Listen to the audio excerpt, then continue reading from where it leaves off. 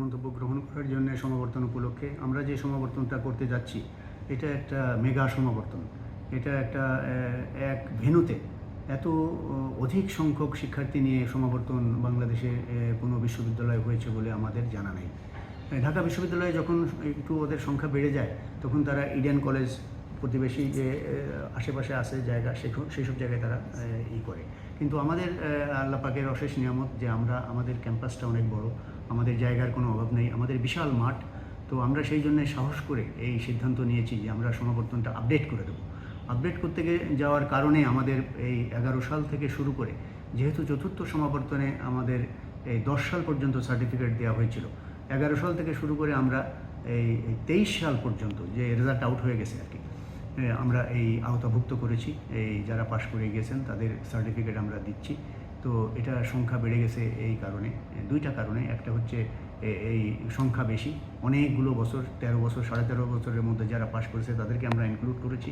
দ্বিতীয় কারণটা হচ্ছে প্রফেসর ইউনূসের মতো একজন ব্যক্তিত্ব, যিনি এই যে সারা ওয়ার্ল্ডে সুপরিচিত, নোবেল বিজয়ী হিসেবে ওনার যে খ্যাতি, শান্তি প্রতিষ্ঠা এবং এই যে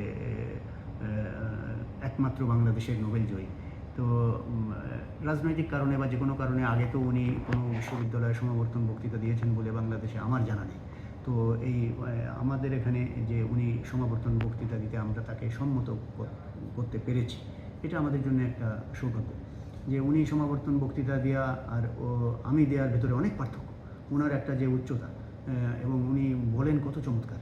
তা উনি যদি সমাবর্তন বক্তার অর্থ হচ্ছে এই যে গ্র্যাজুয়েটদেরকে উজ্জীবিত করা, দেশপ্রেমে উজ্জীবিত করা, তাদের ভিতরে একটা শক্তি অনুপ্রবিষ্ট করে দেওয়া যে তোমরাও দেশের জন্য কিছু করতে পারো, তোমরাও এই সরকারের জন্য কিছু করতে পারো, দেশকে উন্নতির শিখরে ওঠানোর ক্ষেত্রে তোমাদের অবদান রাখা দরকার, এই উজ্জীবনাটা দেওয়া দরকার। সেই ক্ষেত্রে প্রফেসর ইউনূস আনপারালাল। উনি যে চমৎকার করে বলেন, উনি বিশ্বের বড় বড় ইউনিভার্সিটিতে সমাবর্তন বক্তৃতা দিয়েছে, দু একটা আমি ইউটিউবে শুনেছি, অনেক ভালো। তো আমরাও সেই জন্য ওনাকে সম্মত করাতে পেরেছি। আর উনি এখন এই মুহূর্তে অন্তর্বর্তী সরকারের প্রধান উপদেষ্টা, সেই জন্য উনি আসলে একটা অ্যাটেনশন সেটা সারা দেশ পাবে, সারা বিশ্ব পাবে। এবং ওনাকে সম্মান দিয়ে আমরা ডিলিট ডিগ্রি দেবো, এটা সর্বসম্মতভাবে আমাদের আমাদের সিন্ডিকেট, আমাদের সর্বোচ্চ যে পর্ষদ, আমাদের সিন্ডিকেটের সর্বসম্মত সিদ্ধান্ত, সেই সিদ্ধান্ত অনুযায়ী আমরা ওনাকে দুইটা প্রস্তাব দিয়েছিলাম। একটা হচ্ছে আমরা যখন যমুনায় ওনার সাথে দেখা করেছিলাম, আমরা বলেছিলাম যে সেই ছবিও আমরা তুলে এনেছি, এই যে এখানে আছে আমার সাথে। তো স্যারকে আমরা বলেছিলাম, স্যার আমরা কোনো কিছু চাইনি ওনার কাছে।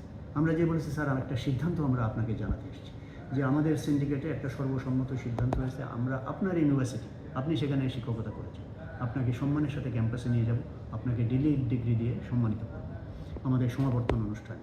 তা দুইটা আমাদের কাছে প্রপোজাল আছে। একটা হচ্ছে শুধু আপনাকে কেন্দ্র করে একটা এই যে স্পেশাল কনভোকেশন আমরা করতে পারি, সেটার জন্য বেশি সময় লাগবে না, 1-1.5 মাস সময়ে আমরা করতে পারবো। আর একটা আমাদের একটু প্রস্তুতি লাগবে, সেটা নর্মাল কনভোকেশন, যেখানে হাজারো শিক্ষার্থী থাকবে গাউন পরা, তো সেইটা। তা উনি সম্মত হয়েছেন এবং উনি দ্বিতীয়টা ডিজায়ার করেছেন, যে উনি ছাত্রদেরকে পছন্দ করেন, তো উনি দ্বিতীয়টা ডিজায়ার করেছেন। তো আমরা বলেছি ঠিক আছে, সেই জন্যে আমরা এই ব্যাপক প্রস্তুতিটা নিয়েছি যে উনি আসবেন, উনি এবং ছাত্রদের ভেতরেও একটা বাড়তি উন্মাদনা যুক্ত হয়েছে যে প্রফেসর ইউনূস আসছেন আমাদের ক্যাম্পাসে।